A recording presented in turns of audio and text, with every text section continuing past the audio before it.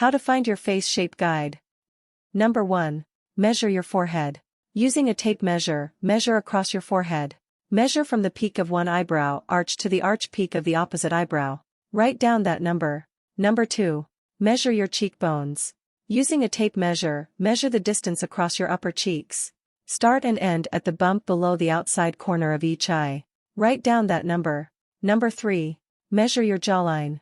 Using a tape measure, measure from the bottom tip of your chin to the bottom of your ears. Stop at the place where your jaw angles upward.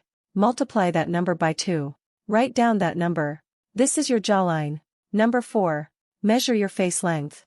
Using a tape measure, measure from the center of your forehead, at your hairline, to the bottom tip of your chin. Write down that number. Number 5. Ask yourself 3 questions. Using these measurements as a guide, ask yourself the following. What is the widest part of my face? What is the shape of my jaw? How long is my face? Is it longer than it is wide, and if so, by how much? Thanks for watching my videos. Please subscribe, like, and share.